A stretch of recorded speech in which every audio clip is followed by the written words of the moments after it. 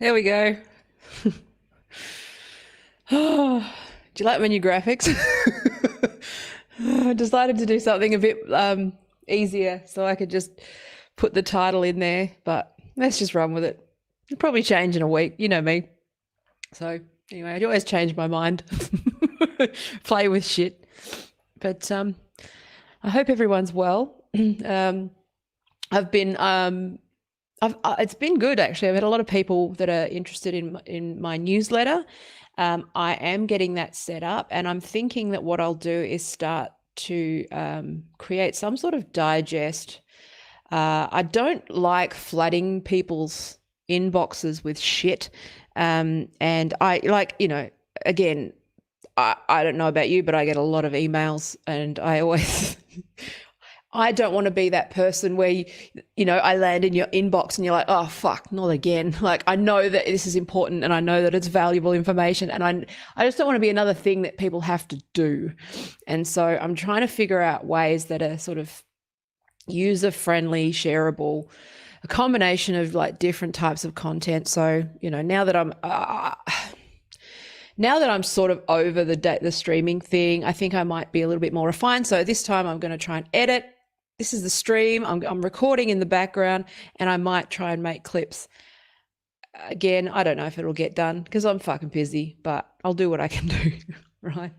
I'll do the best I can. But I do notice that a lot of my best stuff is sort of embedded like deep into sort of hour-long videos, and I think that a lot of people might not realize sort of the gold that's there. So I've got quite a job of going through my archives, because remember, I've been doing this pretty much every day for a year, so there's a lot of videos. I think it's like, actually no, it's more like 200 150 videos, something like that. But that's a lot of video to go through and edit and clip and caption and all of that sort of stuff. So, but the good thing is that a lot of the materials there, I think I've gotten better.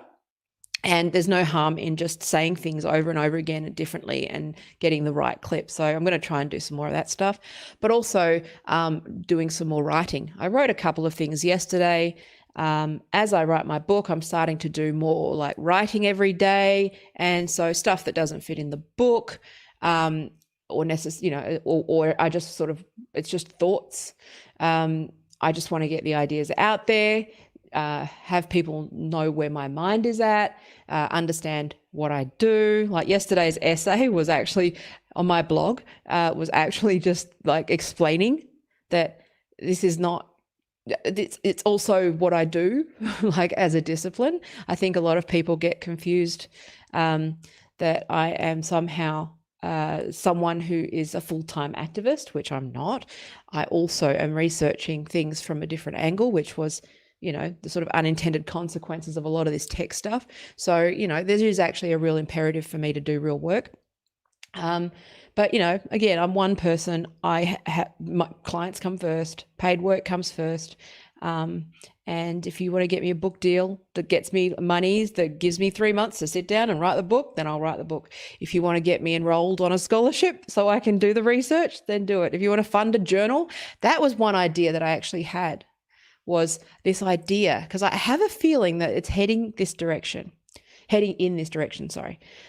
This sort of journal of wokeism as its own distinct phenomenon. So I wrote this article yesterday, right? I'll show you on my website, hang on. But I'll quickly show you. But so I wrote, when I was writing this, and I obviously know, because I've got my crazy board. I've showed you my crazy board, right? I've showed you the crazy board, where it starts with a question like, so what the fuck's going on with J.K. Rowling? And everyone just kind of goes, oh, fuck, where do I begin? So there's lots of different, so because I'm a user experience person, sort of first and foremost, and branding and marketing, all those, whatever the fuck you call me, okay.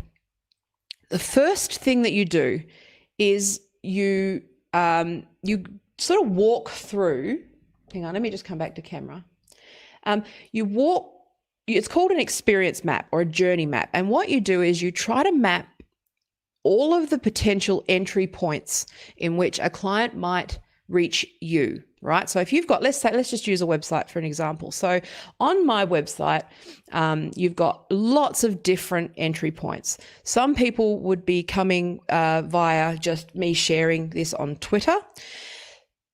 Some people might be coming from LinkedIn. Some people would be coming from the newsletter.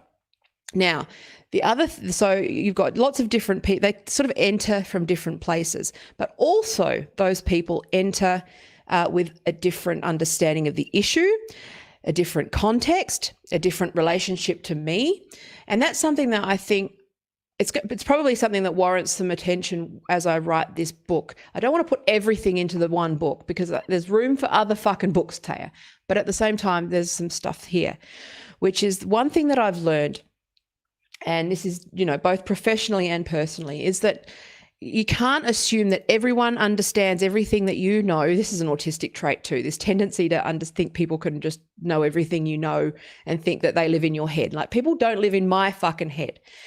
But the reason why an experience map or a journey map is valuable, just as a process, is that it helps you to get inside someone else's shoes and someone else's experiences, and you tailor your content or their experience or, all of that sort of stuff to gently sort of persuade them and bring them over to your way of thinking. So that's, there's, again, a number of different tools. I'm being very simplistic, and I have seen your question, Narissa. Hello. I'm not ignoring it. I will get there. I'm not sure if the chat's working. So if someone wants to hit the chat buttons, do a test chat, I'm not sure. It should work, but I'm not sure it's going to because it's been a while. So anyway, but the thing about, so what you do with this debate, the one thing that I think, this is what I started to write yesterday. So I recommend that you read this article that I wrote. It is a bit long, but like all of these things with this issue, right, and this stuff, it is complex.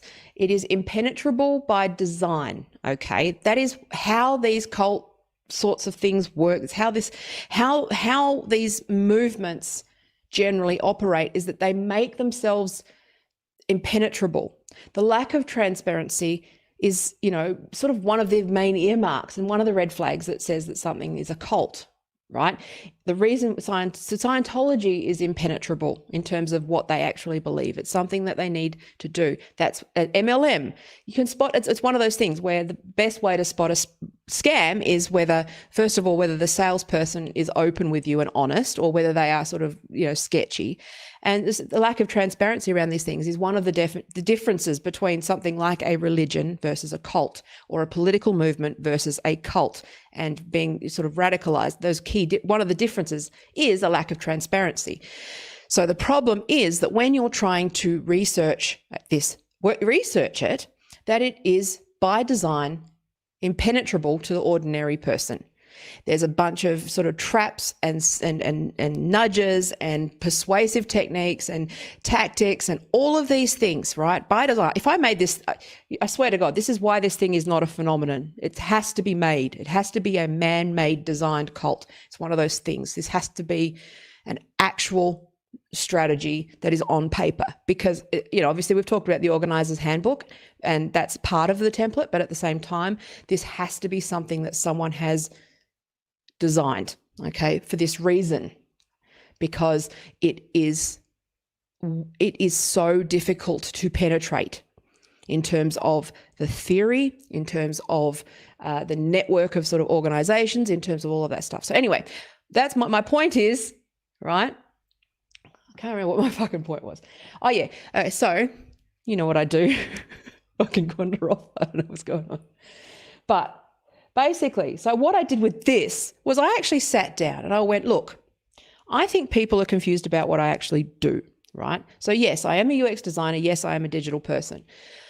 Part of being in the industry as long as I have means that you just vacuum up all of the skills, right? So that's why it's always hard to turn around and say, well, I'm a designer. Well, yeah, I'm a designer. I'm also a coder. I'm also, because most people in digital, if you're any good, right, you actually can do most of those things, right? I'm an old school fucking internet person. I learned it all, right? I tackled spacer gifts. That's something actually it made me sad today.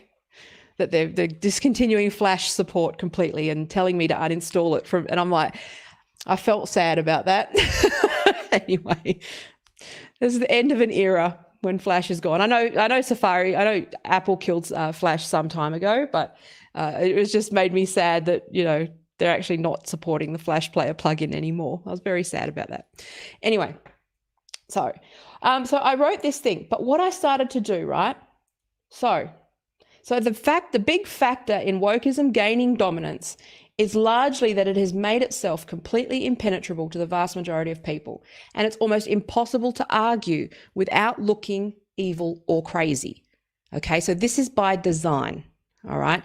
Now, what I did, so I said, and that was the thing with Trump in the debate. It was when he said about banning critical theory, and then they were like, "Oh, is it sensitivity? We're banning sensitivity training," and he was the least equipped person to answer that question. And if I was sitting on that stage, I would have said, it is not sensitivity training. I would have actually pushed back and actually gone with this is a Trojan horse, right? Stop lying and stop mischaracterizing my arguments around this thing. I am banning it because it is a cult that is hiding behind social justice, and it is, all of that. And critical theory has gone off the rails. So what has actually happened is that what used to be in the sandbox of the social sciences has sort of gone wild via the internet and has taken over. I need to address this because things that are sandbox philosophy should never be in our governments or touching the hands of people who don't know its role, its purpose, all that sort of stuff. Because I'm one of those people that will still defend critical theory because I come from that school. I can come from the humanities, so I know its purpose. Its role is to think and to hypothesize and to do reasoning. Now, one thing, when I was going to do my PhD, which, I don't see that happening, but I'd love to, I really want to, but I just don't see it happening, especially now that they've doubled the price. I can't see it happening. So I'm just hoping that people still listen to me without a book or a PhD, but whatever. Fucking academics, man. They look down on people from the industry. And it's like, when did the saying, those who can't teach not apply? So unless you've got a PhD in a really narrow topic with no practical application that touches people in any way, you're clearly smarter than the person with 20 years in the field and on the ground and anyway, fucking snobs. Anyway, can you tell I'm a little bit upset? Because I'm stuck between worlds.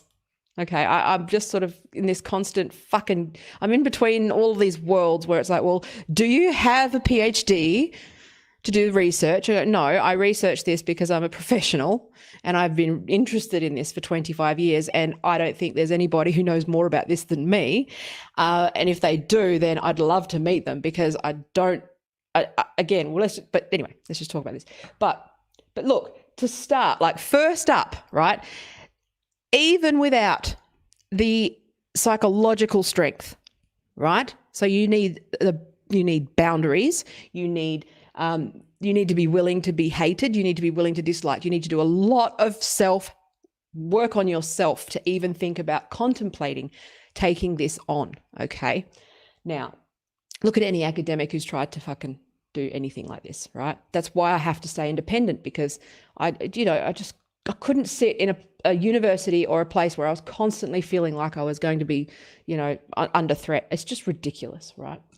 And tenure doesn't exist anymore. It's not one of those things. You're always at the mercy of fucking, a mob as an academic. Anyway, so, but this is stuff I have, okay? So the fact that I've done, one undergrad, a master's, and then bits of other postgrad. So this is the thing, right? So I've done a bunch of things. So I've got undergrad in politics, minor in legal studies. I've got this bastardized sort of degree where it's politics with a triple minor. I graduated with more units than I actually needed to graduate because of the way the faculty was reshuffled. So I've got economics, legal studies, and or business law and comps. okay, and media studies. So I've got that kind of triple minor in those things. Then I've got the Masters in Public Policy. On top of that, I did 3/4 of a graduate diploma in psychology. I worked on the field as a social worker in child protection. I have worked in policy, right, obviously, for government, in government projects. I've got on-the-ground experience.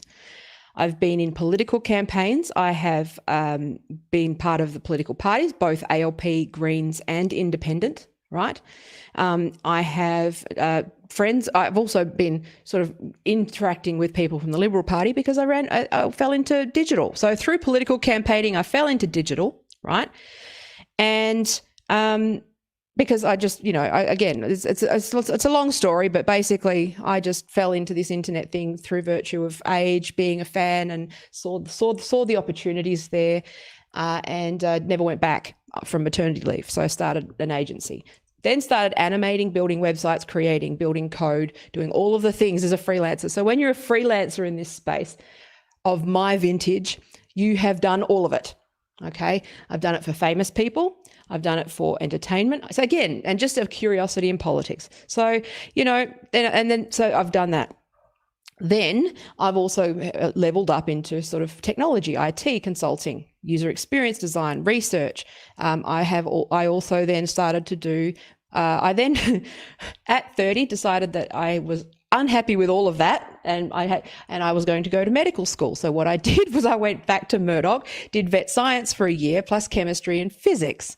Okay, I'm not dumb. I'm saying there's very few people that it's just weird that my weird scattered fucking existence has led to just me being able to see this stuff. But, being politically active, all this stuff, social sciences, being in digital, being a creative, understanding persuasion, having just a general interest in history, right? Then I was like unhappy, and I was like, fuck, I saw this emerging law. I thought, let's do a law degree. So I've got my legal studies minor, of course. So I do have some legal training. But I was going to go be a lawyer. Decided that no one wants a 43-year-old baby lawyer in Perth. So I said, fuck it. I better off writing books. And so researching this stuff. I've managed fan communities. I've managed brand accounts. I've managed education. I've done, all this stuff. Right? And that's the thing. And it takes all of that and then some. Because on top of all of this, I'm a feminist. On top of this, I am a mother. On top of this, I've also worked with children who've been abused. I was also a child who was a repeated victim of abuse, okay? Both emotional, all of them, okay? So it's just a whole perfect storm of a bunch of experiences, okay? Now, in order to study wokeism, you need that just to see it, okay? Now, to fight it, you need to know your theory, okay? So I've had to really, I've spent 5 years deep diving into theory, okay? You need an understanding of most of these things at undergrad level. You need to be able to dispute every bullshit fucking lie that they say with gobbledygook, right? It's like, well, no, that's not true. Sex is not a spectrum. You need to be able to argue that case. You need experience with policy and law, organising, campaigning, because again, you need to know about the organiser's handbook, right? You need campaigning experience, networking, lobbying, again, because I run a business. I've also well networked with the business community, so that's unusual for an activist type to have, which is those connections. You need to know your Marx, you need to know your Dworkin, all of these things. You need to know what you're engaging with. I recommend James Lindsay, for some of that. Not perfect stuff. His analysis is mostly, we disagree. I'm not saying he's wrong. I'm saying it's different. We come at it from a different perspective. I criticize wokeness from a Marxist perspective, not lumping it in with Marxism. And that's the one thing. And that's the beauty of thinking and the beauty of ideas and the beauty of freedom of speech, is that I think it's perfectly fine that we can disagree. Because postmodernism has actually been used as a weapon against genuine Marxist critique. And I think that that's something that they know, but they don't they don't see it as the root cause. which is that sort of context of the American McCarthyism and anti-communism and all those sorts of things, and trying to really implode the USSR. There's that whole, again, you need your international relations. Okay, so you need, again, my public policy stuff helped, but I have toyed with the idea of going back and doing a master's in international relations, just so that I can, and security. Right, I've thought about that. Right, this is what I do. And like I said, it makes you look crazy because you have to know all of this, right, just to answer simple questions. And that's by design. My job is to try and debunk all of it, right? Not expose it or, we make fun of it, but also make it credibly false, right? And say you are wrong, right? You are in a cult. That, we know this, but you've got to prove it, right? So, but anyway, so this is what you need. You need to know all your feminist theory. You need to understand the history of feminism. You need to understand intersectionality. People wonder why I fucking stutter. It's all of this, when people ask me one fucking question, all of this swims around in my fucking head.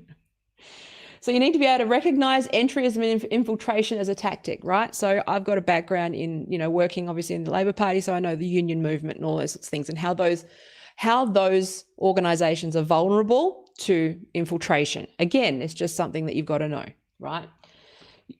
I see it for what it is. I see the magic eye painting and it's just, but that's what I sit there and I find funny where people go, oh, educate yourself. I was like, okay, sure thing. I'm pretty sure that I know more about this than anybody else. Okay. Even like all these fucking YouTube bros and like all these people who sort of dance around the culture wars, they're soldiers in the culture war. They're not studying it. Okay. I study it and I'm an expert in it. They're different things, right? So you also need to understand all of the context of this. So the history, the relationship, the tense relationship between Marx and Pomo, and sort of to really understand the sort of shifts that are going on at the moment and the allegiances, you need to know your political theory. Most people don't know their political theory.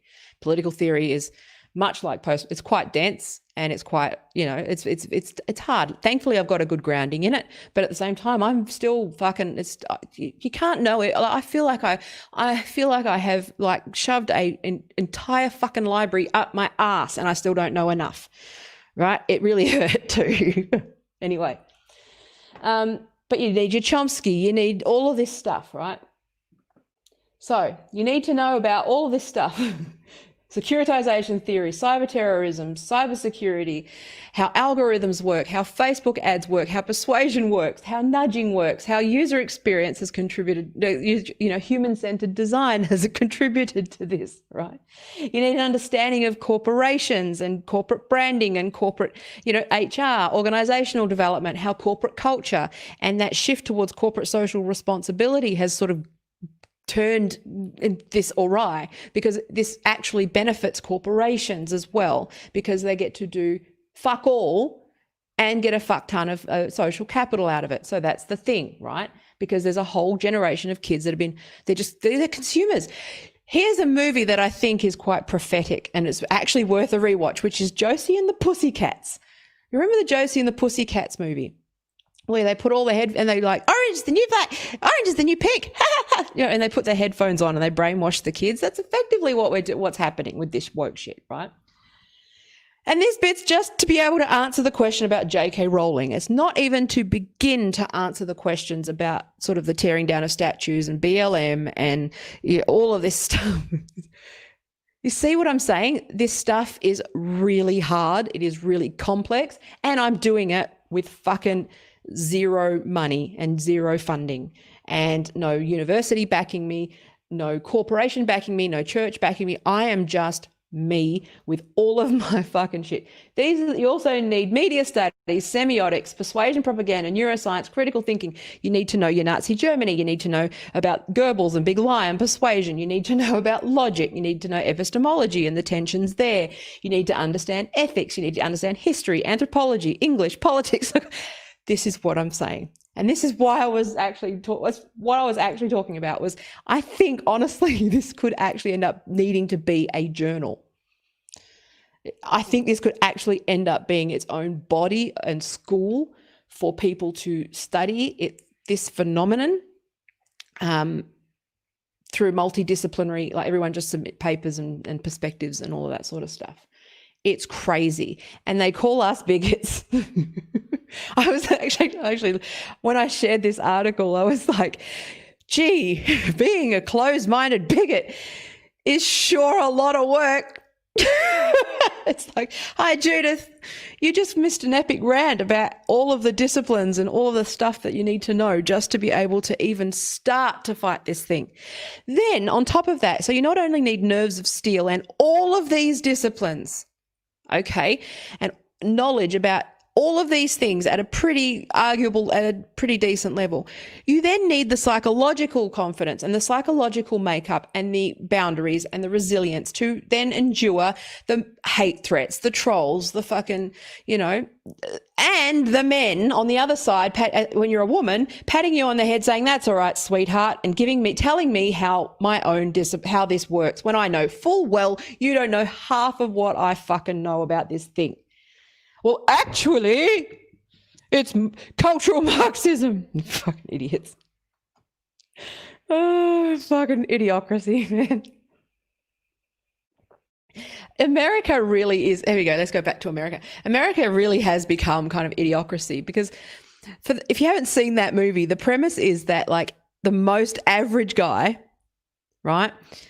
He's in a time machine and then everyone has sort of bred themselves into like oblivion, like stupidity. He is then he comes back reanimated, right? And he's actually chosen because he is ordinary and average.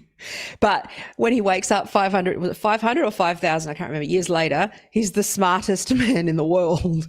And I have a feeling that America has just sort of turned into that, where even like, again, there's a few exceptions, but like even the smartest American, like there's some incredibly smart Americans who are incredibly above average, right? And that's great. But like, I don't know. I don't know. I shouldn't say these things. I'm just saying it is funny. Like they do have a culture, and I'm not saying Australians are any different. Australians, but I think when you talk about differences in cultures, I think Australians actually are they actually don't realize that we're smarter. We like playing dumb. And we like pretending to be dumb, and we like nipping at the heels of the UK and America. And the one thing that I wish that Australia, when I talk about national identity, not Australians, but collectively speaking, in terms of national identity and political culture, is that I think that we really need to back ourselves more and encourage people to be like, and actually acknowledge our smarts. Like I don't know if you're aware, but I'm in Western Australia. We've been 6 months COVID free. Which is practically unheard of worldwide, because our government, I've talked about this before, we have hard borders with the rest of the country. We went, nah, we have complete freedom of movement. My life is pretty much normal, right? That said, I did have my first in-person business meeting for the first time since December, but I don't normally have a lot of those anyway, because most of my clients are sort of spread out everywhere. But yeah, it was a bit weird. So it was funny to see how much time had passed. But for the most part, we've just on lockdown. But we're not, sorry. Lockdown has changed meaning. We have hard borders. We have closed borders. So Western Australia, if you look at the map, we've got, the cat's ear, right? The cat or the dog? Which one on the map? I can't remember. But, a third of the country just has a hard border, shut down. And if you come from the east, you need to quarantine, right? Now, but within the state, we have pretty much freedom of movement, right? We've actually just gone, nope, we're going to do our thing, right? And that was actually incredibly smart and incredibly, and the proof's in the pudding. Honestly, it's one of those things where you can talk about how we've gone into a fucking authoritarian blah, blah, blah. Like that's such an Americans' mistrust of their government and contempt for their government is justified. It can be answered through a Marxist lens. They've been gaslighted and brainrotted to fuck, right? But when you look at the American culture wars, try not to impose it on other countries. Like for us, I think a lot of the rest of the world, and I know that, and this is why I think American influence on the internet in terms of fueling this idea of like, you know, masks being against your rights, and you know, it's one of those things where it's kind of settled that you trade some security, some freedom for security. And we actually trust most of our government, like, you know, aside from that sort of 20% that fucking hate them. And they always the protest vote. There's always a 10% protest vote, right? But for the most part, we have an understanding that that there's a social, it's called the social contract in political science. It's that our social contract is more robust and still somewhat intact with our government. Again, not always. And this is the thing where I think that tech undermines a lot of that stuff. And this is where it's sort of imported from America, where I'm not saying that our Indigenous population are not incredibly disadvantaged, that we don't have problems, that, you know, but watching blue checks in Australia arguing like Scott Morrison is somehow on par with Trump, or even on par with the Democrats. I mean, the Democrats are further right-wing than Scott Morrison. They just really hate Christians here. They just fucking hate religious people. So it's you know, but people just don't know their shit. And I just love watching all these people bitching and moaning and being political analysts and all this stuff, knowing full well the statistics, which is that most people don't know how the Constitution works. And if they do know it, they don't know it intimately. It's probably like 1% of the population who would claim to know the Constitution well. I'm one of those people, but even then I would not. If I was asked that question, I would say, well, I'm not technically a constitutional scholar, so I wouldn't pretend that. I'm a political scientist, but I do know the Constitution. Most people don't know the difference between federal, local, and state government. They don't know about the separation of powers. They don't know about this stuff. So when people are talking about these things, understand that the data tells us that people don't actually know what they're fucking talking about. And I'm pretty sure that most of the senior constitutional scholars are not sitting on Twitter. Like, I sit on Twitter because Twitter is a way for me to research the phenomenon. But if I was doing any other research or any other job or any other situation, I would not be there, right? If I had other shit to do, I wouldn't be there, right? So I obviously get something out of it, which is networking and that sort of stuff. So can't study wokeism and the cult without being in the fucking channel, the official cult channel. So anyway, I can't remember what I rambled about. Can't remember. Yeah, anyway, so I wrote that, and it's just like, well, come at me with, I do find it funny, you know, where I find it funny when people go, Tim Pool said, it's like, that's nice. What, he has more viewers than me and a dick. Does that make him informed, does it? Okay, fair enough. I have a feeling that Tim Pool knows what Tim Pool knows through repetition. I think he works way too many hours just filming and recording to actually digest and, you know, think. I think he just reacts. And that's okay. That's a good thing, reacting to the news. It's just, that's not my thing. I sit there. So anyway, it's just funny to see people quoting people who I've helped as well. So it's just, anyway, I'm not saying I help, not Tim, I'm just saying in general. So Narissa asked me at the beginning of the stream whether I have decided if I'll run for the Senate. I think it's one of those things where I don't want to have to do it. I would prefer if people who were more, I have the makings of someone who could do good work, right? Oh my God, Judith. Fucking cherry cola. Like, what the fuck? Why do they put cherry in things? It's disgusting.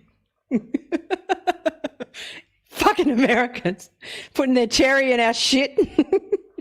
Cherry flavor, grape flavor, artificial flavorings. Like, there's American fucking ugh.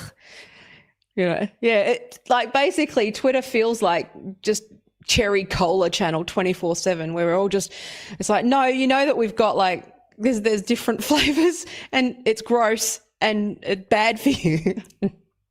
That's how it feels being on Twitter. Twitter is cherry cola. Oh, anyway, speaking of dumb fucking blue checks. Anyway, to answer, go back to Narissa's question. The answer is yes, but I don't know. You know how I talked about with taking on the sort of the woke cult, right? Code name. It's just it's the easiest name. That you need a certain psychological makeup. You need boundaries. You need to sort of work on yourself. You need to have confidence. You need to be able to withstand certain types of criticism. One thing that I am aware that people can sorry, I got grossness on my lip. Sorry, hang on. Let me fix that. Sorry about that. Sorry you had to look at that.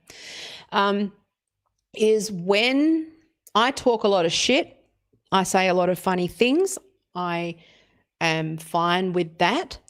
And I'm fine. I don't give a fuck if they dig up old tweets. It's like, who the fuck are you? Don't be a fuckwit, right? There's people that would just vote for me based on my old tweets. See, that's the thing. When you just understand who your audience is, you're less affected. There's always going to be people. I only need, like, you know, I think I need, there's 2% of the vote and then preferences. I think that's, I can't remember. They've changed the law. I need to look into it. But I could easily probably negotiate preferences between, because I'm on the, you know, traditionally left, but a TERF.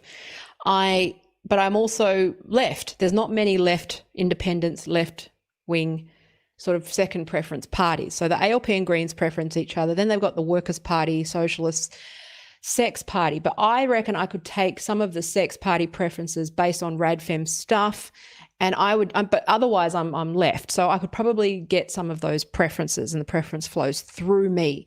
I'm also friendly enough to business. I'm very much, you know, I've got all the good makings of someone who could take the House of Review role very seriously, right? In the Australian Senate, you've got, there's a thing where a handful of senators end up with the balance of power.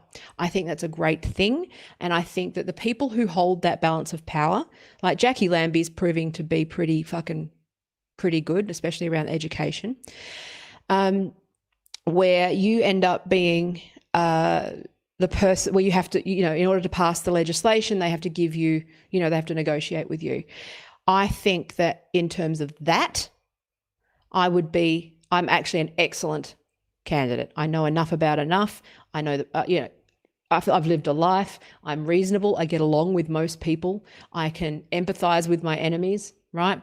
I don't see this. I don't believe in zero-sum politics. I think it is toxic. And I think that it is that winner take all mindset in America coming to and imposing itself here is not only toxic,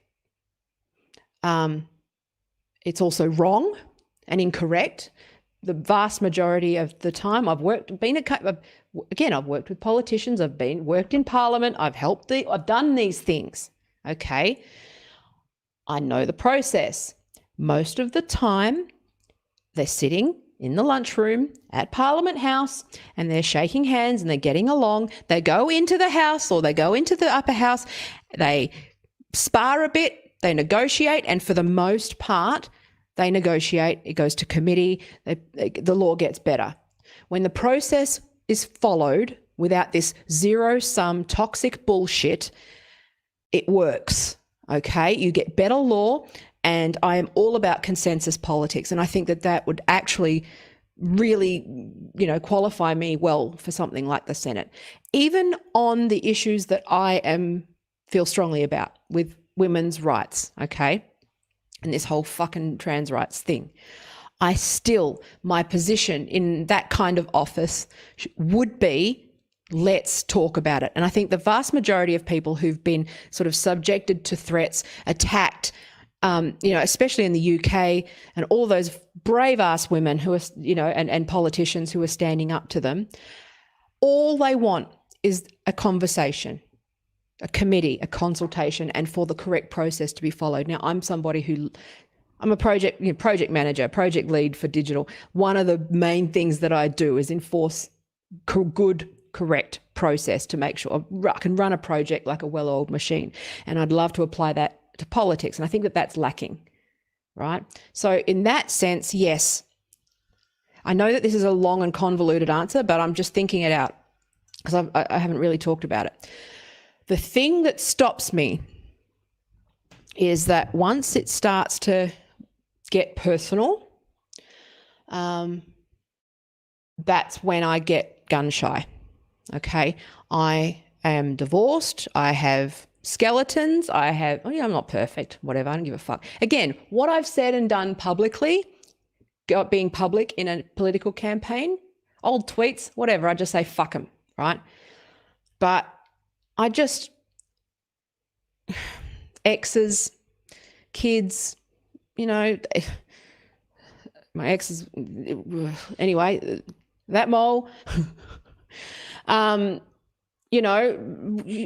members, when you start, I think that when you run in politics, and this is the unfortunate part, is that I've always said that I would happily run if I could not have that part, because I do care about my family, but I want. It's that thing, it's that thing about and this is the thing I hate about doxing, it's the thing I hate about all of these behaviours, is that it links back to the internet, which is that one thing that I've learned is that you don't have the right to other people's stories. Okay, this is another chapter that I'm writing. I was mummy blogging, and I shared stuff about my daughter when she was young. Like everyone wanted to be Deuce. Everyone wanted to be Heather Armstrong, right? And because she was a badass, and there were a whole bunch of people that were just sharing their kids' lives. I overshared. I overshared, but I also realized that, and this is something that I take very seriously, is that people should have the right, especially at the moment, and this is one of the reasons why I am concerned with big tech, right? It's the same thing, which is that it's a privacy thing, but it's more than that. It's the fact that everybody should have the choice, the agency, and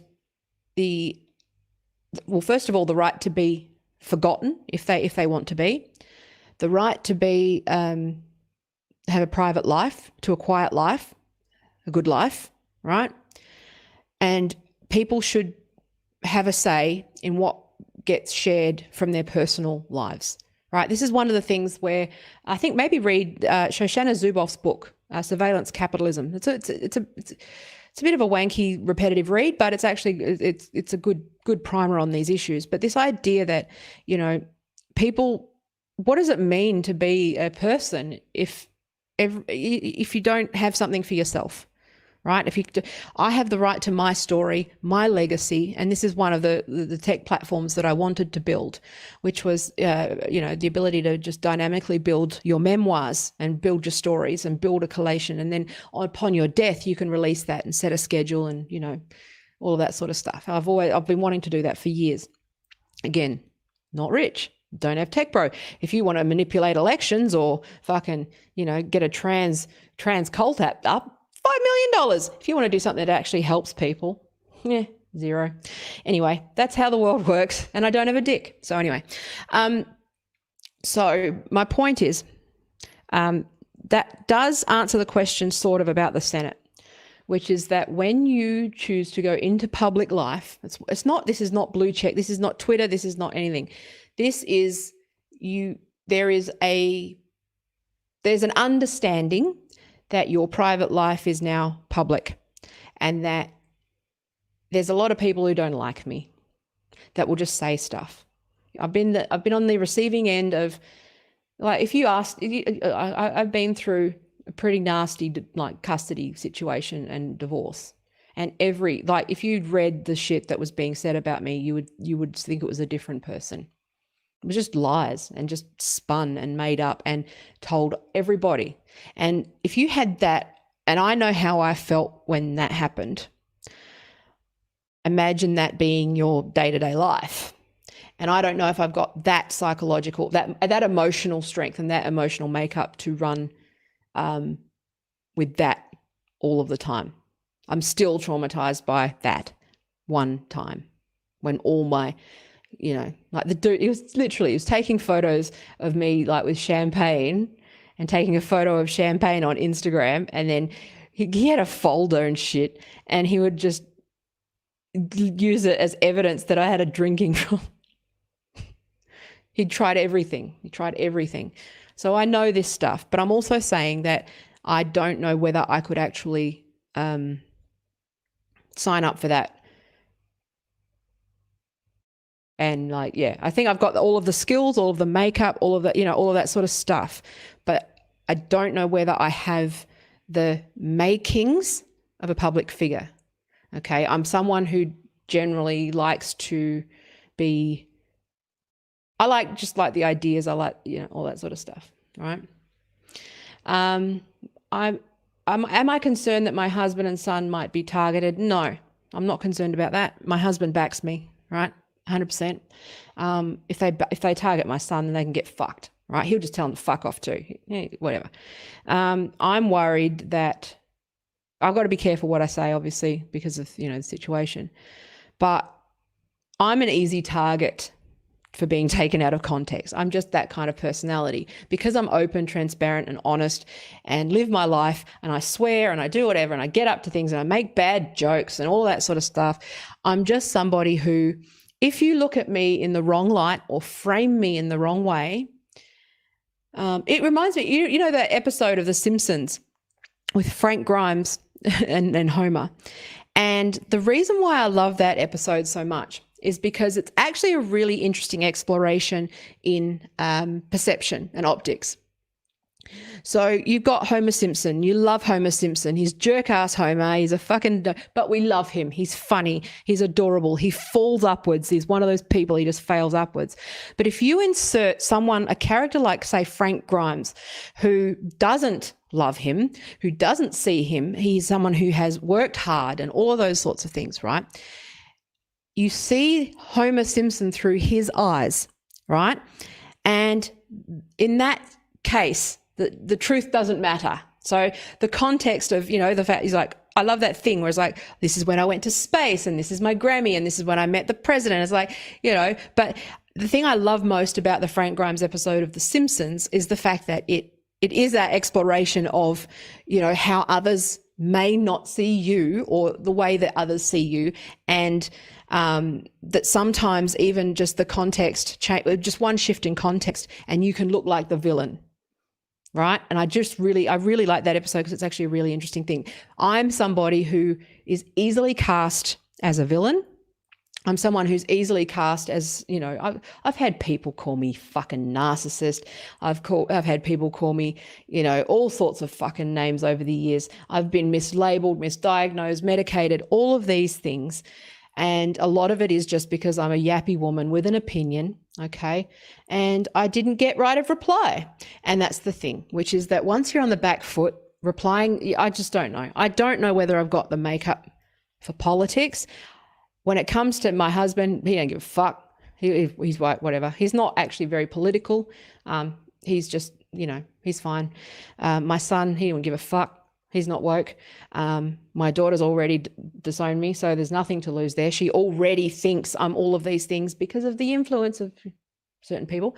And, you can't, again, I've just had someone in her ear reframing everything I do as bad. It's like, if you heard my ex talking about me, you would think that it was a different person. Let's put it that way.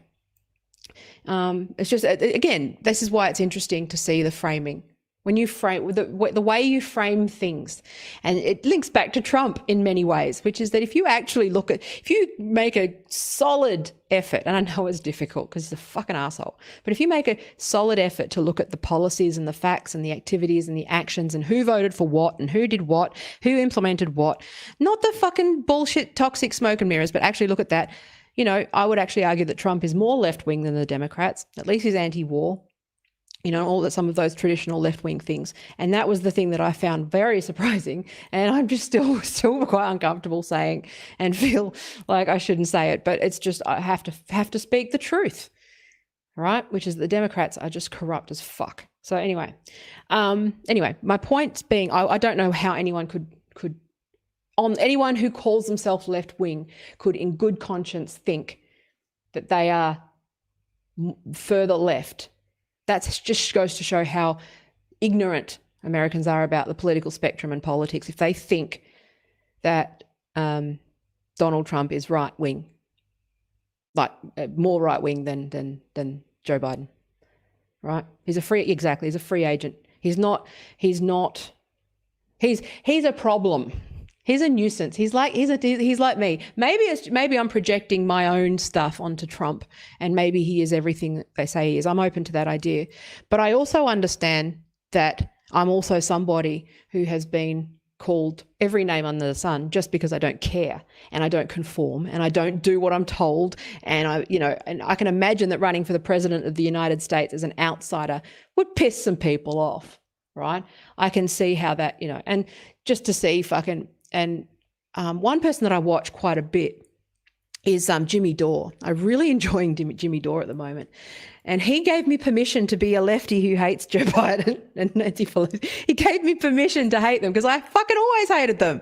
But somewhere along the line, it became that I had to support them or it's like I was on the right. It's like, no, but Jimmy gives us permission, right? And there's a number of left-wing people that do that. But I'm saying, right, there's squatters in our house. The Democrats are right-wing, okay? It's okay to hate them. All right? The largest voting bloc in the United States is the 100 million people who don't vote because they think that neither of the parties represent them, okay? You're not right-wing. You're on side with a third of the population. And if I was in America, I probably would be one of those people that refused to vote. Unless they reformed the Electoral College. Like that would be me. Anyway, unless they reformed campaign finance and all of those sorts of things. I'd actually can see how I'd either vote for a third party or I wouldn't vote. I never thought that I'd say that because I'm a big fan of compulsory voting and the preferential system. Excuse me. For Americans, that's, what's it called? Ranked choice voting. You guys, you make your own names for things as usual. We call it preferential voting. You call it ranked choice. Anyway, but anyway, that's a roundabout way of answering the question about the Senate. I seem to be one of those people that does things without the backing of the majors. And whenever I do anything, I want to do it independently, and it just makes it so much harder for myself. If I was funded, if I had the money and the signatures, I probably would. But it would have to be a thing where I was a political party so I could get above the line and all of those sorts of things. It's something that or work within the major parties. But the major parties don't want it's all stitched up. It's all just whatever, right? The Labor Women's Committee is up for election here. And I thought about, and I just, it's actually gotten to that point where I'm just like, you know what? That's going to take up all of my time. I'm going to get nothing but hate. I'm better off fighting I think I'm somebody who may be better fighting from the outside. I think I'd be good, but it would have to be something where I was asked to run, I think, or a major party was on board and they were going to give me their number 3 or, something like that. I don't know. I don't want to run for the Liberal Party. So people have been saying run for the Liberal Party, come join us. And I'm like, no. I would be literally the only fucking Marxist feminist in the Liberal Party. Well, yeah, so we do have parties. That's the thing about the Australian system, Judith, is that people do largely vote along party lines. We do have some independents, but our minor party is the Greens, and they're captured beyond fucking belief. And I just don't want that shit. I'd be better off as an independent. You can run as an independent, right? But the resources, you'd need to negotiate all the preferences. Again, it's possible. It's not like America where running third party is it's actually possible. You don't need, the threshold is not high if you can get the right base and the right support and the right exposure. I think I could handle that part. The part that I couldn't handle would be, the sort of, like I said, the personal stuff, the private life, right? I don't know. I lean in to the negativity and the pushback and the hate, but I don't enjoy it. I think there's people that enjoy that. I see it as necessary. I don't like it. I don't like conflict. I don't like people being mean, and that sort of stuff. So that's probably why I've always, every time I've been involved in like even just state conference or, when I was a secretary I was secretary of Greens WA sometime, and just all of the bullshit. Again, I just like the process. I like people who follow the rules. It's an autistic thing. I get genuinely frustrated and anxious when people aren't playing nice and aren't abiding by the rules that we've set for everybody. And there's always those people that just don't play by the rules. And TRAs are the people, and trans activists are people who just aren't playing by the rules right now. And that's not fair. And so for me to say no, the rules are that I get to say no, women have sex-based rights, all of that sort of stuff. And you're questioning I have the right to consent, right? Are you saying that you don't think that I should be able to consent? That argument fucking holds water. Right. And it's the same thing. Actually, I should probably share that because that was something that I was going to share. Right. Which was what was this shit this morning? This person, trans girls, post your pictures below with the adult human female hashtag. Let's reclaim the phrase and drown out the awful transphobia. And these fucking oh my God, did you see these people? Did you see them? Right. Again, you do you, whatever. But the fucking TERFs run it. But I can, you know what? This is how much they respect women having a hashtag of their own. Right? Imagine, and this is public. This is what people can see. Imagine, and I said that, right? And I was like, the state of the thread, right? Their tactics just show more people what childish bullies they are. Women can't even have a hashtag, let alone a rape shelter without these clowns, right? But then I said something else. Where is it? I said, if women simply having a hashtag for themselves upsets this narcissist and has them behaving like this in public, just imagine how they feel about us saying no to them when nobody is watching, like in a hospital ward or shelter. I'm deliberately not talking about toilets because I think that they drag it into the toilets, and it's like, I don't see that as an issue. I am talking about the hospital ward. I'm talking about shelters. I'm talking about prisons. I think we need to move away from they drag it to their level on the toilets so that they can turn around and go, I just want to pee. No, you don't. You want to be on a 4-bed ward with other women no. Right? That's where we win the argument. We win the argument with this, which is letting them do this, because this is what they do in public. And I said, I have to make sure that I separate from trans rights activists, these LARPA fucks, and actual transsexuals. For those that are watching, okay, we differentiate. They're different, okay? You're not supporting what you think you're supporting. You're supporting voyeurs, perverts, fucking flashers, mostly flashers who've seen a loophole, right? And you're all fucking nuts.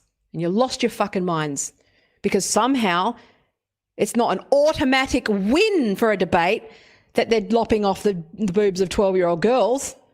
For some reason, we need to continue the conversation.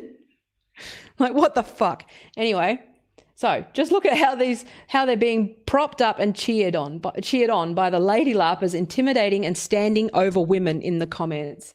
This is how they conduct themselves in public, right? On a hashtag, which doesn't matter. Imagine how bad it is in private when no one's looking and the stakes are fucking higher, right? Just imagine. It's not a leap, is it? Again, trans women who don't behave in this way are being turned into a laughing stock by these perverts who just want to dominate and harass women and take everything we have until there is nothing left. It's not about a hashtag. It starts with that fucking hashtag. And I don't see how they think that that behavior doesn't pull people in the other direction, because that looks to me an awful lot like male dominance, male bullying, male abuse. Okay? Fucking come at me. I don't give a fuck. Reclaim. More like colonize or steal, right? And this is the thing.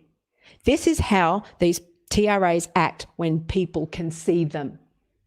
How do they act when nobody can? And that is the question we have to ask ourselves. We're talking about people who are violent. We are not saying that trans people are violent. They're different fucking things. Idiocracy. Dullard. Things, they're different things, okay? Some are. Some are dangerous. Some use standover tactics. Oh, that's right. What was the thing that I wrote? Hang on. I'll find it again. Hang on. Let me do. Where are we? Hang on. Fuck, I tweet too much. I said I kind of miss MRAs. They were angry. They hated. They were angry at us because we wouldn't fuck them. The TRAs are mad at us because they won't let them wear us as a skin suit. I thought that was funny. Oh yeah, here we go. So, hurt her. Those awful TERFs are worried that we will hurt them. So let's use standover and intimidation tactics, threats, mobs, and invade literally every corner of their minds and spaces and make them afraid till they comply, to prove them wrong. Just like male abusers do. Checkmate. I don't know how they think that this stuff works. All it does is just prove us right. It is like it's like, let's just not all men. You cunt, fucking slut, hoe, fucking death threats.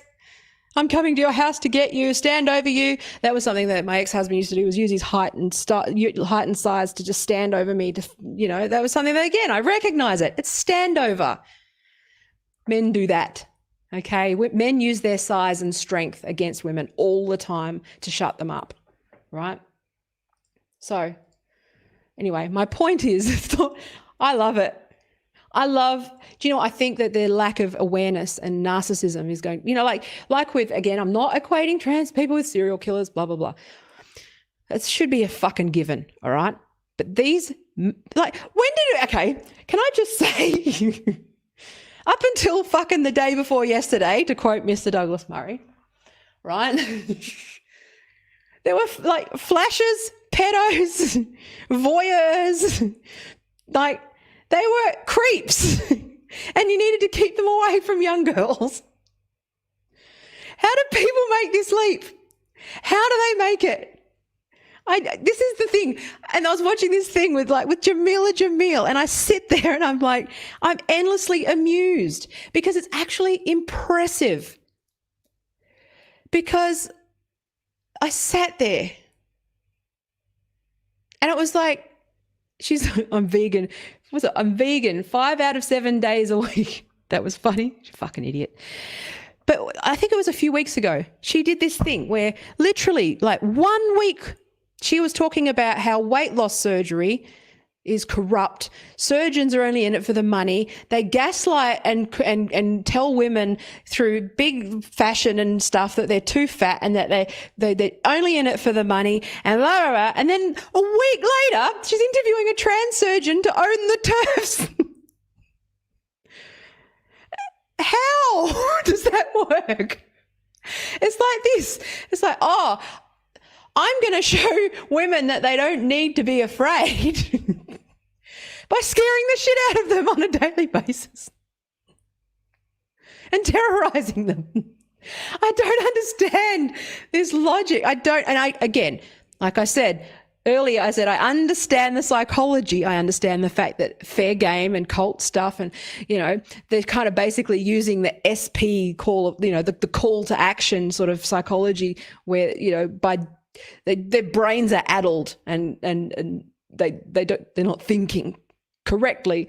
But it's mostly, it's just funny. It is funny because you sit there and it's just like this, what's that? Who's that? Emraz, that fucking feminist next door, that woke fuck.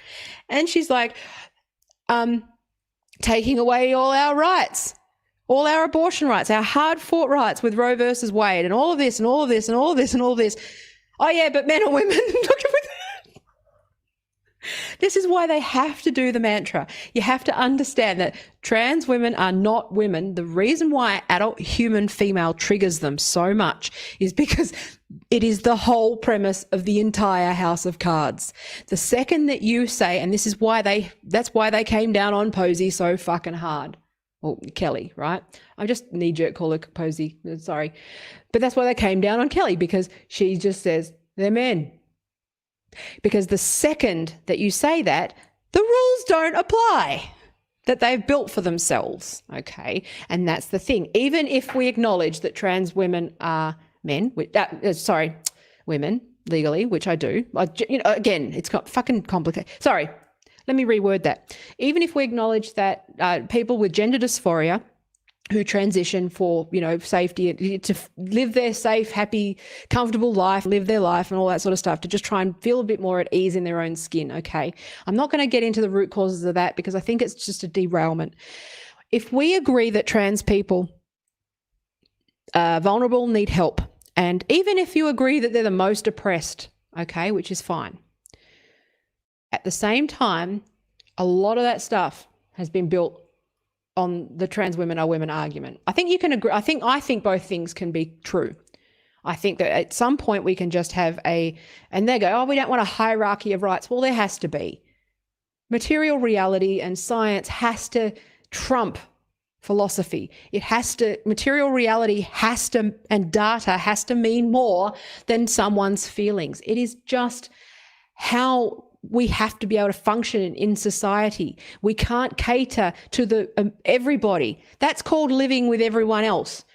Could you imagine living with these fucking families and trying to order a takeaway? It's bad enough with my kids, right?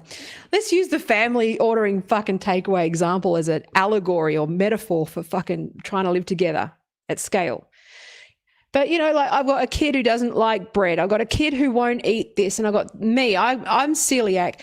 My husband doesn't give a shit, so thankfully.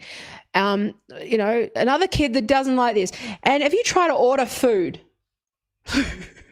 I have to get a place that does both, or burgers, fish and chips, and salad for me. And it's actually very, very difficult, okay? Because it's either a really shitty salad or a really, crap fish and chips. And I'm just saying, right, it's just that example of when you try to accommodate literally everyone's needs all of the time. Guess who gets affected by that? The women who cook the dinner. I just say, very early on, I just went, I'm not cooking 4 meals. And I have this rule with my son. He's autistic. He has sensory stuff. He won't eat and it's like, I can't eat like you. I can't live on fucking pasta. If you want pasta, you have to cook it. He's 15 soon, so it's, but it's always been my thing. This is what I cook.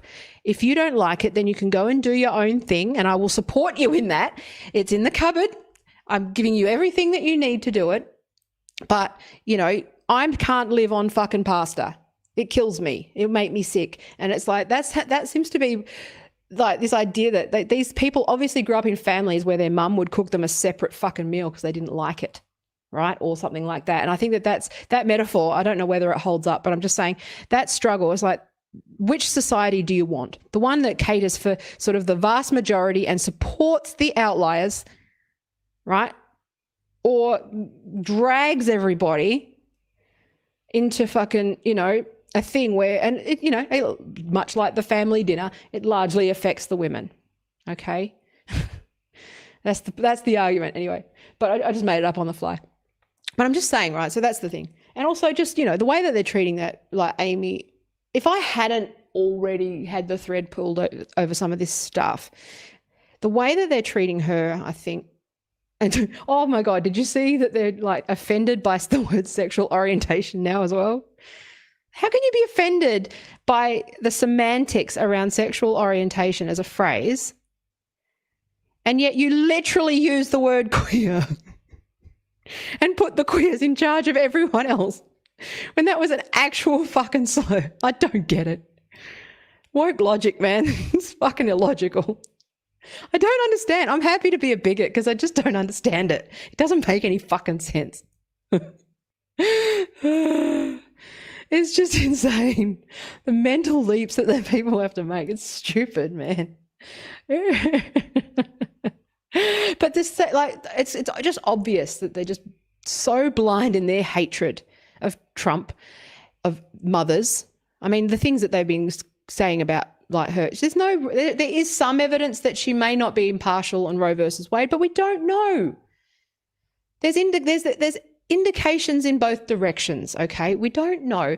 And also just this sexist assumption that she's somehow incapable of doing her job correctly as a judge and interpreting the Constitution, right? And interpreting the law and setting aside her feelings. All of the evidence seems to indicate that she's a good lawyer.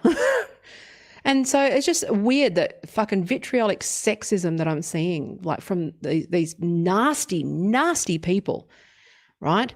And it's like, you don't know she's going to take abortion rights away. You don't know, okay? And you know what? Even if that's the case, there comes a point where you need to surrender to the process and go, okay, yeah, that's called democracy. You lost. You are not the high ground. And also, this is one of my frustrations about the abortion debate. Again, having grown up sort of Catholic influence and spending time with conservatives, they're not bad people. They're humans. You think you're not biased? You think you're not sitting there in blind rage on Twitter? Yeah, because you're a fucking bastion of impartiality. You fucking idiot. At least she's got a degree and, like, actual, credentials, and you're sitting there questioning her ability to do her job, like, because she might be biased when there's very little indication that that's going to be the case. But also the way that they've been slagging her off because she's a mother. But, like, again, I think most people understand that. I'm of the view that the state should stay out of these things. I'm libertarian. At my core, I think that we need to empower and trust people to do the right thing for the most part, and then have law operates to protect those that are not, that's the role of the state. The role of the state should be, like I said, it's not to cook a million different meals. It's to create a sort of a standard meal with preferences being, like in healthcare, for example, elective surgeries and those sorts of things should be private. Right, but everybody should have access to the baseline of of care. Right, that's the thing. So that's one of those things, and that largely works. You plan around the majority, but don't leave out the outliers. See, a lot of people sit there and go, "Oh fuck," that means that you just. It's like, no, it doesn't mean that you ignore the outliers. It means that that's the role of government is to intervene and give them additional support. That's what social democracy used to be. Now there's this morphed fucking idea that you could just cancel anyone who questions them. It's just insane. They're fucking idiots. Why am I even talking about this? That's the thing, right? You know how I was like with my essay at the beginning of the stream, but then I turn around, I go, and how complex it is to explain. And the other thing that's true is, why am I even having this conversation? Like, it's so many. Why am I in a position where I have to learn all of these fucking things just to defend common sense? It's fucking crazy. It's funny. It is. It's quite the ride. Anyway, but yeah, Judith said, my dad, eat what's put in front of you or don't eat it all. Yeah, and I was celiac, right? My mum, I had gluten intolerant. My mum still just fed me gluten. She didn't give a fuck. Like, that's not good either. I'm not saying that, I'm not advocating for that view, but I'm also saying that I have seen it in my own kids where they actually just sit there and think that their preferences, that this is a democracy, that they live in a democracy when they don't. So me adult, you child, man. Like, and it's not like I don't care about but we've also been in a situation where one of our kids' preferences has been the center of the universe and threatening and using an emotional blackmail to get everything that they want. So, and I don't fall for it. I just go, nah. I'm not talking to half my family at the moment over this thing because they think I'm a terrible person because I say no. I was like, I'm used to that shit. I say no. It's called boundaries and it's called parenting. And I'm sorry, but I'm not caving to emotional blackmail. I don't give a fuck who it is. And that's just me. So, I mean, obviously you got to pretend to not care, but obviously I do care. But it's just one of those things. Yeah. But this thing with Amy, what's her name? Sorry. Forgotten her name. I can't remember her middle name. Coney Barrett. Sorry. But just the way that these woke fucks, their contempt for women, the absolute visceral, spitting hatred and loathing for their mothers. Like, Jung would have a fucking field day with this. Freud would have a field day with this shit. How much they hate their mothers, right? And I can't, again, this is something that I'm just wondering, like in terms of the child development side of things, whether they deep down resent their mothers for not being stay-at-home, 100%, snowplow mothers and doing everything their way. Again, I do know that it's largely an American sort of helicopter snowplow parenting type of situation. For those who don't know what snowplow parenting is, it's like helicopter parenting, except you've cleared the way for them and not let them removed all obstacles for them. And then they grow up to be incapable of, with no resilience and incapable of dealing with even the shortest, the smallest of fucking adversities. That seems to be like something that it started in America earlier, but it's coming here as well. And I've been my family situation, it's not good. It's not good. I just can't believe that we could be in a position where a teenager could just up and walk out of a house over not wanting to do dishes and somehow reframe it that we're the bad guys. It's insane. It's absolutely insane. I don't get it. And be backed by the state. When you call them a 15-year-old, call to lodge a missing persons, and they go, no, nothing we can do. What? Yeah, there's plenty you can do. She's underaged. But anyway, doesn't matter. It's just, this generation, man, like they do, again, the gaslighting generation, they're just so, and I know every generation goes through this, but, this thing where there's tension. But I said this yesterday. I was like, we're the first generation, I think, where the parents are rebelling against the children. The children are the conservative, uptight police. And the parents are just like, nah, fuck you, I do what I want. Isn't that interesting? An interesting flip where these kids have been radicalized and scrambled in the head to think that, they're just in this religion where they're just policing and picking on others and, being generally unbearable to be around. And making it so the parents are the bad guys. It's pretty weird, isn't it? It's like, I'm pretty cruisy and easygoing. It's very weird. It's funny. I'm not fucking making you a special dish. Cry all you want. Get a job. Order it yourself. Cook it yourself. That's always been my parenting. So, Medusa, I'm sorry about that. I've lost friends over the years for various things, and I had a moment this week actually where I was feeling it a bit because it is hard. I've never really fit in for most of my life, and I've always sort of been considered a problem, or I've been on the naughty step, and there's something wrong with that girl, whatever, because I was smart and I was female, and I internalized a lot of that stuff that I was something wrong with me. I never fit in with other girls. I never fit in. One of the memories that I think I talked about this on Twitter actually was, being 6 years old, turning up to school, and the teacher just and I was well ahead So I was a musically gifted and academically gifted, and I was reading at a year 5 level, and I was just treated like I was a nuisance and a problem and an inconvenience, like by teachers my whole life. But she sent me to the year 5 classroom on my own. Fucking, and when you're 6 and like 10-year-olds look huge to a 6-year-old, I had to knock on the door and ask them for a book. And that was a very pivotal moment for me growing up, where I just realized that I was always never going to, there was just something, I was never going to fit in, just because I was, I always just felt singled out. First of all, because of my unusual name, but there's a number of different reasons, right? But I think that has actually helped me in a way to deal with this stuff a lot more, because the one thing that I've learned is that there's people who, first of all, will take the time to learn to pronounce your name. It's Taya, in case you don't know. In case you've been too scared to ask, it doesn't bother me. If you ask me how it's done, no matter how long it's been, it's good to ask. I appreciate the fact that you take the time to ask, okay? There's people that will take the time to do that. There's also people that will take the time and tolerate you and be your friends and be your group no matter what.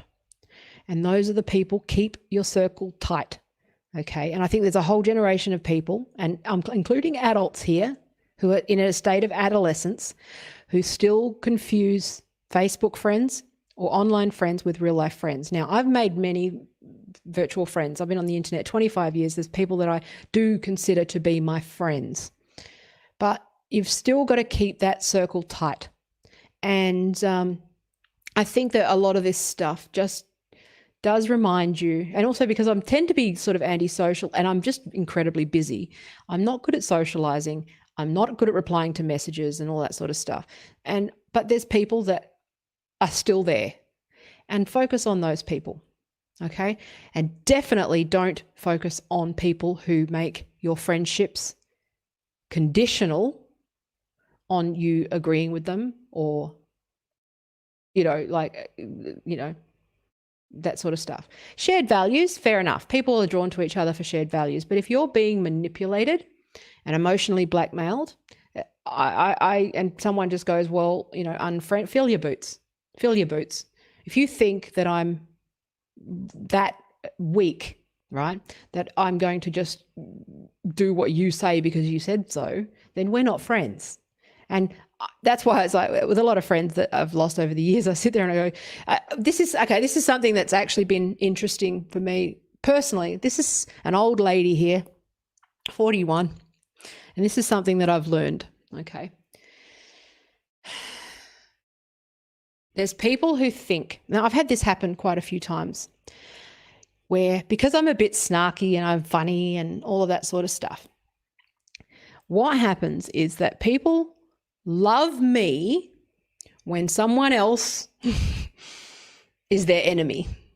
And that's what I worry about with this gender critical stuff. I'm also seeing that too, that dynamic play out. And I know it's a girl thing, but I don't play that fucking game, which is that if I'm just being like snappy or like picking on someone or whatever, just having a joke, right? But they're not the recipient of it. They love me. They love me because I'm owning that guy and I'm hilarious. And then if I just make a joke to them, suddenly that's like not okay. And so I think that's the thing, is that all I have ever done is be true to myself, be consistent, try to be as consistent as possible, be open to changing my mind with, argument, being informed, right? If someone says that I don't know something enough about something, I will take the time to go and learn it. So that when I am presented with somebody who's holding me hostage, right, and saying, I don't know, I was like, well, when they say educate yourself, and I go, well, I did. I've been reading about this thing for 5 years. What have you read that's different? I've read all of it, okay? Also, but also just, okay, so if you're, if there are people that are drawn to you because you're doing things that aren't your best self, like, I love like this, I say fucking, sometimes I'm not my best self and I say things that are a bit mean, or because I'm just fucking over it. I think that given the storm of shit that you get, I think it's only natural that you're not going to be your best self all the time. But if there are people who are only bound to you because you are in the culture wars and fighting, or they don't, you know what I mean? Like they're not actually with you because they like you as a person, then they're not really, I keep that tight. People have to earn their way into my inner circle, and that's okay. And that's why when I talk about, with the true fans principle, it's very similar, which is I only focus on the people who keep showing up, right? People who pay me, people who pay my bills, and the people who stayed with me regardless, because I am actually just the thing I've learned is that the people who keep trying to claim that I'm the problem, that I'm crazy, or that there's something wrong with me, they usually want to use me in some way. I've got a lot of skills, I've got good network, I've got a lot going for me that makes me, a target. And they usually want something from me.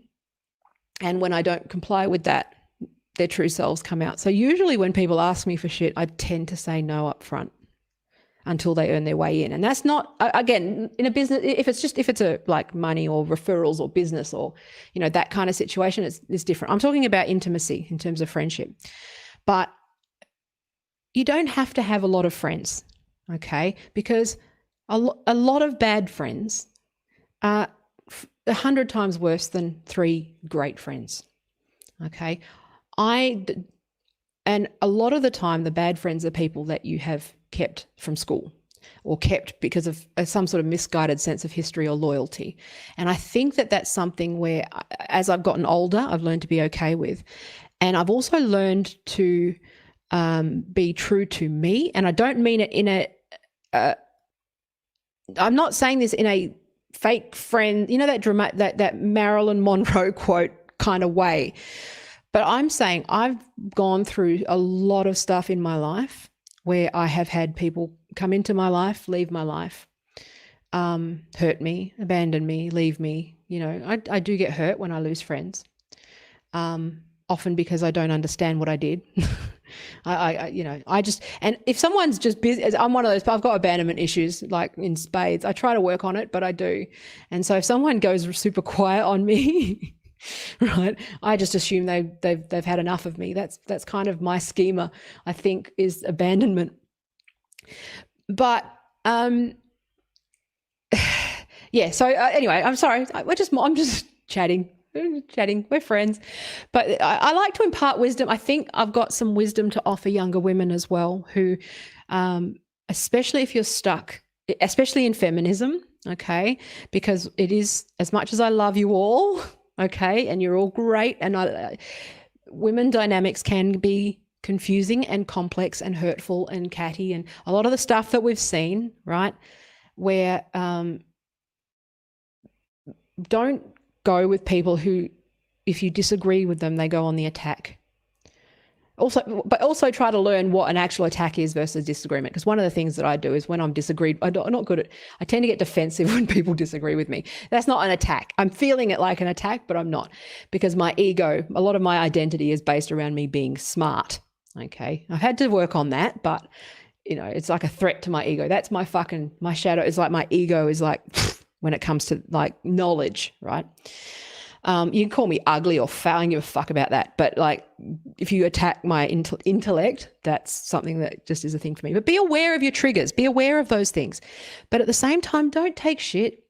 There's plenty of fish in the sea, okay? There's plenty of people who will love you for you, me included. I'm one of those, I'm generally I've got a very diverse, I find it funny how, my friend group is just an amazing pack of diverse crazies, right? And very smart people, lawyers, doctors, academics, fucking, people who work in cafes, everywhere, right? Unemployed, whatever, nutcases, all of them. It's great. It makes life great. Trans, gay, lots of things.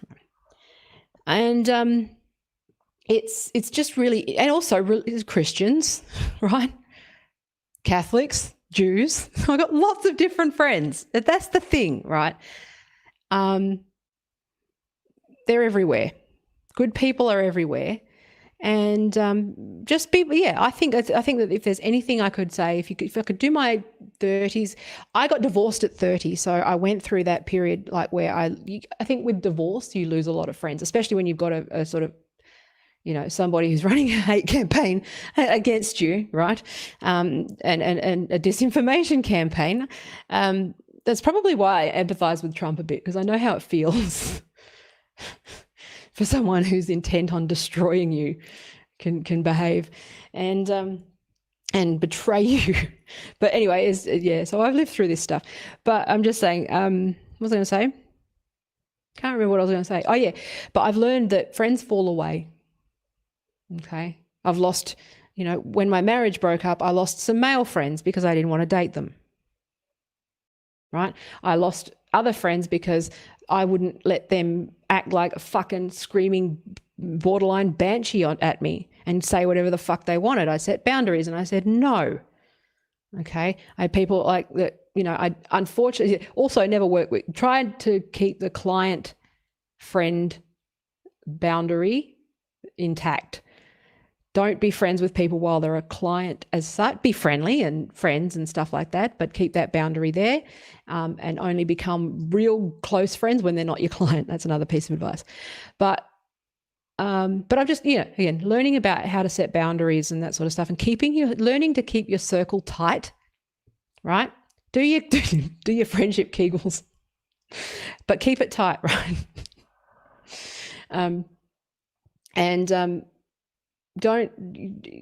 Our brains are wired, have been manipulated, maybe because I'm an internet grandma, so I sort of have seen this evolution, sort of pre-Facebook versus post-Facebook, and pre-MySpace versus all that sort of stuff, which was that calling the people that you Facebook, calling it friends, right? And calling it friends was actually just, I think, in terms of the neuroscience of that.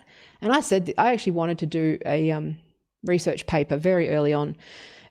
This was fucking, 2009, when the like button first came out. So I think that was 2010, 2011, on the neuroscience of the like button and all of the, because interaction design, again, one of those things that I do, and sort of doing a map of all of those sort of little assumptions, the little micro decisions that people make when it comes to like and the incentives and dopamine. I was way ahead of my time.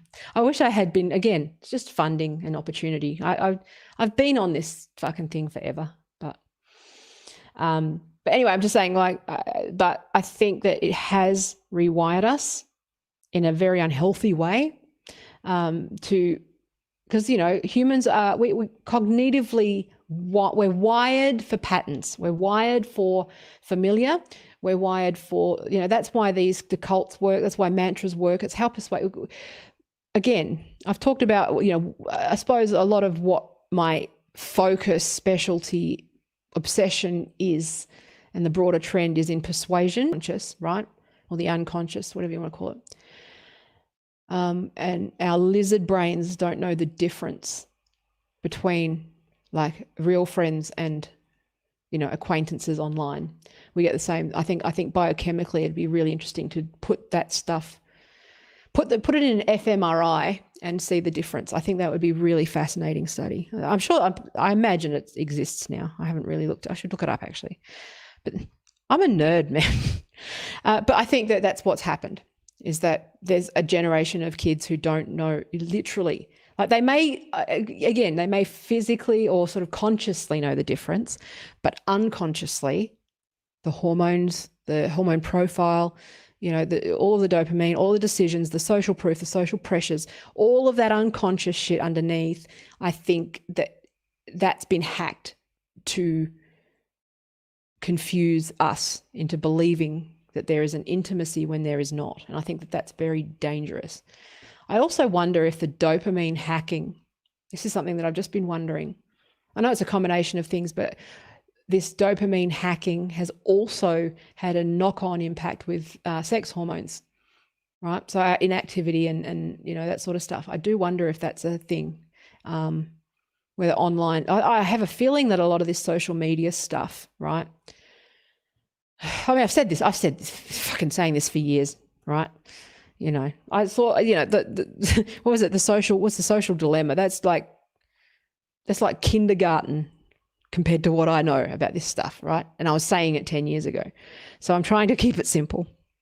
But,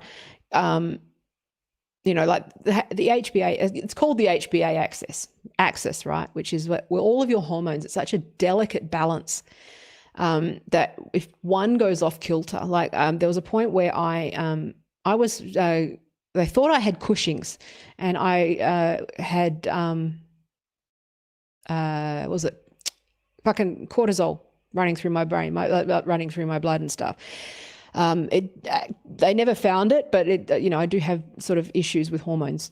And one of the things, and so I learned a lot about fucking endocrinology, because that's how Taya operates. I just learn everything there is to know about a problem. But when one hormone like knocks off, so if you've got like prolactin or too much cortisol, too much too much estrogen, too much androgen, all those sorts of things, it puts everything else off kilter. And so I do wonder, I'm just wondering out loud, again, it's not just social media, but also things like dopamine drugs, like, you know, ADD, I take dexamphetamine, and you know, SSRIs, and whether there's just an unintended consequence in terms of the sex hormones. I do wonder if that's an area of exploration, and kind of explains this explosion on a biochemical level. I just wish they'd let us do the research. I wish they'd let us do the fucking research. That's the thing.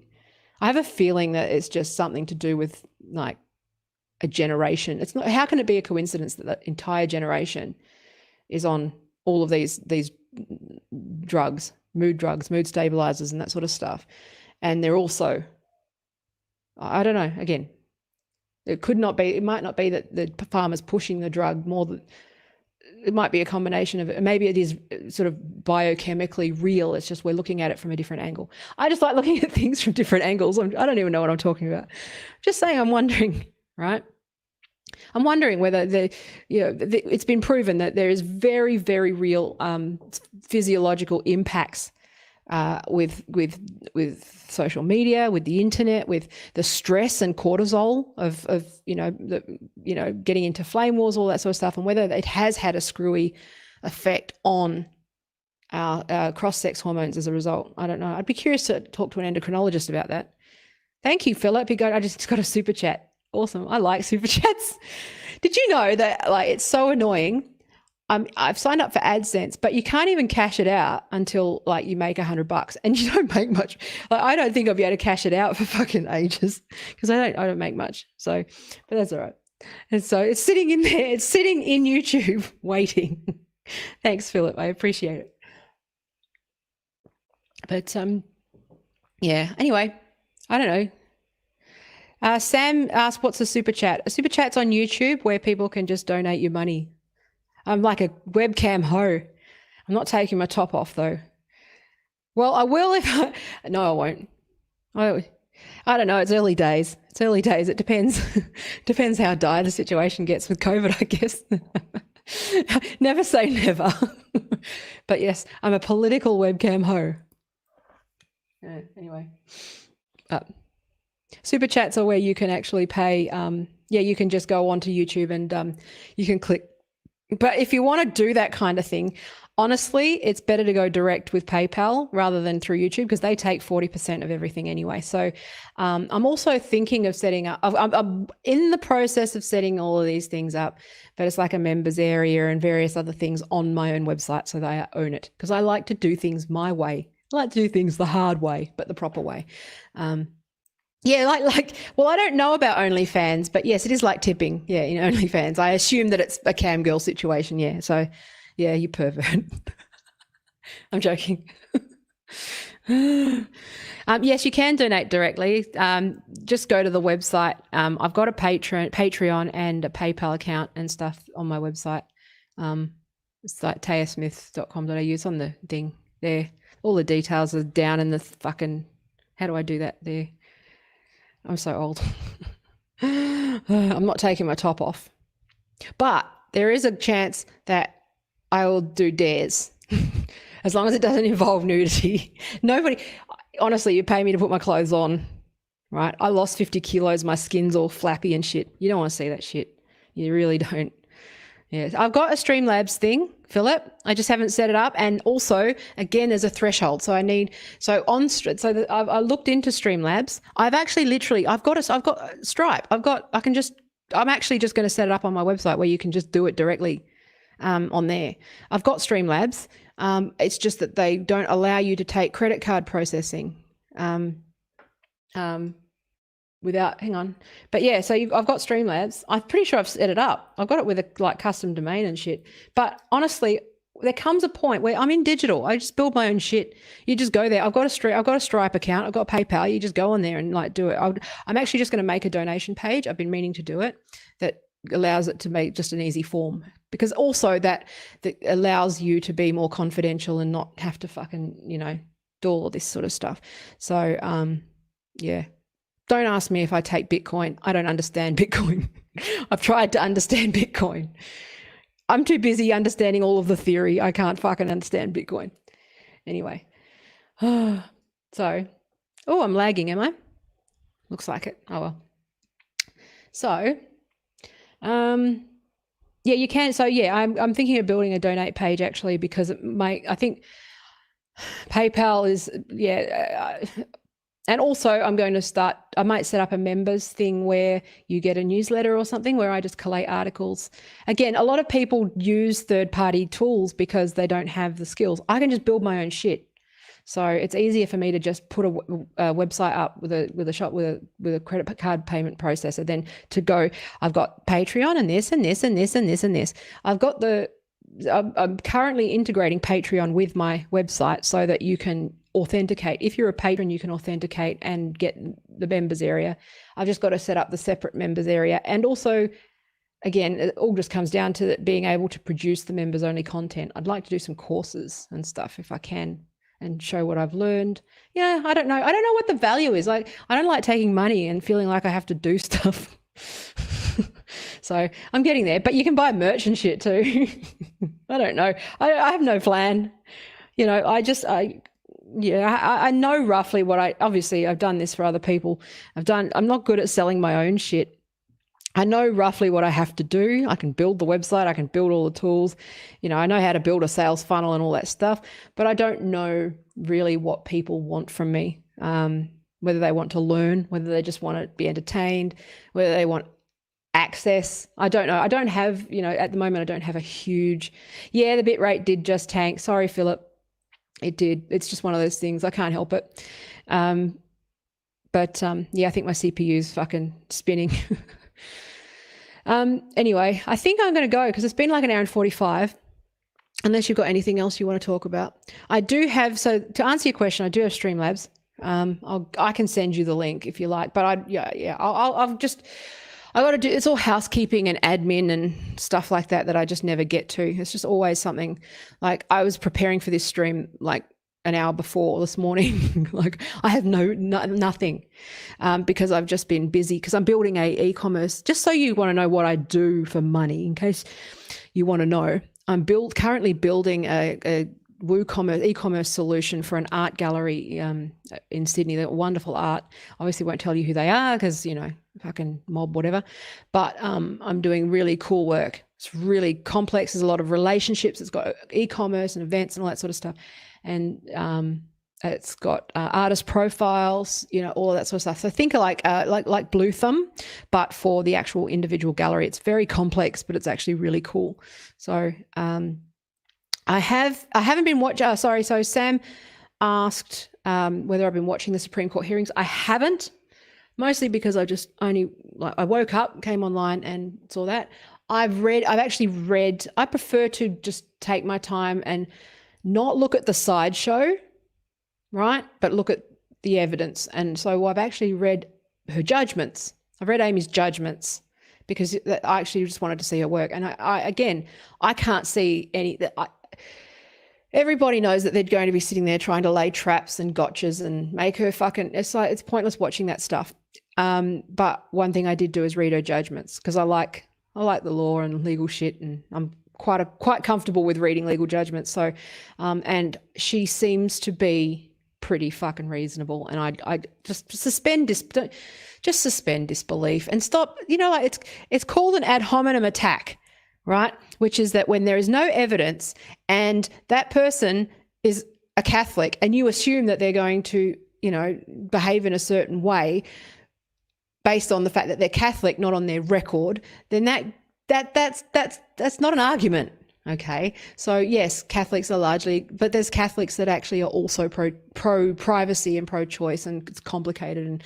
And again, it depends on the case. There's so many factors that go into a Supreme Court ruling, which is, it depends on the case in front of them at the time.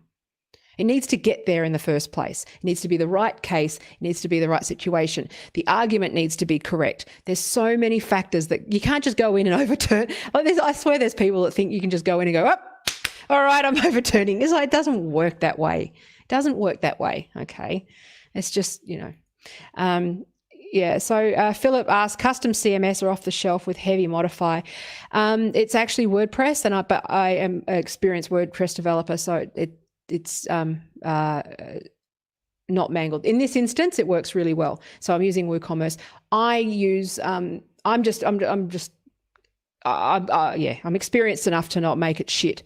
So WordPress has matured quite a lot as a platform, and I use it as a really, it's actually, there's not much you can't do with it anymore if you do it correctly. Don't just sit there. If you're going to do a WordPress website, don't fucking just go installing plugins. So you get your core right, get you a good core, use your good stuff, WooCommerce, you should get your stack right, your core stack right, and then build a custom plugin that connects everything correctly the right way. Like, if you're hard coding stuff in 2020 and not making a plugin and you're coding into the theme, you're out of date for the most part. But yeah, I use a lot of custom post types, custom fields. You wouldn't recognize. I make the back end really user friendly. I also obviously use premium tools and developer licenses on tools. It's obviously it's got nothing. It's like saying Apple or Android or Windows versus Mac. It really is not. It's not the platform. It's the person using it and the way that they, the way that they approach it. But yes, I actually do. Like Paul's a senior developer. He's been a developer. We've got 50 years of digital between us, right? He's a React developer. He's learning Golang at the moment and a bunch of other stuff. We've also got another client where we're building a product, an MVP with React. And React Native. It's actually really cool. So, we do all of that sort of stuff. Thanks, Sam. Thanks for coming. I'm about to end anyway. We're talking geek, but that was just answering Philip's question, right? He gave me a super chat. I have to answer him. He's nerdy, right? But yeah, so I believe in. I'm platform agnostic. So that's one of the things. I think that's one of the things that when you've been in digital for as long as I have. I mean, I started. One of the first websites I did was in ASP, right?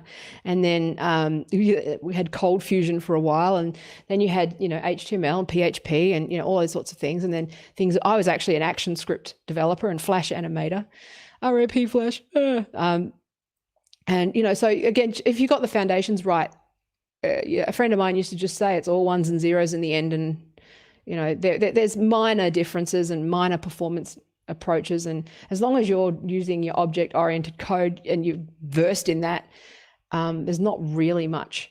There's not really. I'm more of a front-end dev. I'm more of a. I'm obviously front-end. Paul does most of the back-end stuff. I can do basic stuff like basic PHP, WordPress, template stuff. I know how to do basic stuff, but when it comes to loops and arrays and fucking relational shit, that breaks my head. So, but I'm more of a polished front end person, and architect. So I'm a number of different things, but I hate when people say, "What do you do?" I think there comes a point when you're in digital, especially when you're in digital and researching in digital, and you have done it for a long time, there comes a point where you age out of the what do you do question, and it's actually kind of an insult, and you go, what don't I do? It is a bit like that. I basically just can do, like with this e-commerce thing, there's stuff I didn't really know how to do, but I learned. Right, I learned how to do it. So, and then I was like, and I was going in circles, and it pissed me off, and I was fucking frustrated for days. And then I learned, and now I know how to do it. Right, it's some relational database shit that always breaks. Relationships always break my fucking head. But I got there in the end. Because there's a lot of different content types with like one to many, many to many kind of relationships and cross relationships and grandparents. And then I had to call those into a view, and it just became, I was like going in circles. But eventually I fucking figured it out. I drew a tree diagram and managed to figure it all out. But thank you, Judith, for coming. It was great. I love you too. So I'm going to go. Anyway, sorry for being a nerd then and talking like boring stuff, but yeah, that's what I do. It's what I'm going to go do now. I'm actually at the point where I got to load content. So I've done all the development, most of the design. There's a little bit of jQuery to do on top. But now I've got to load the fucking products and like do all the categories and do all the content and migrate the content. So they're migrating from a Joomla, like a 2011 Joomla, to a new WordPress, which means it's a manual load, which is just like, oh, fuck me. But yeah, no, so I'm a front-end dev mostly, and also a UX architect, content planning. I do it all. And in a bind, as long as it's not terribly complex, I can code. So anyway, like I said, I think there comes a point where when you're old enough there's not a lot of people who've been in it as long as I have and have done this as long as I have, because they've often graduated.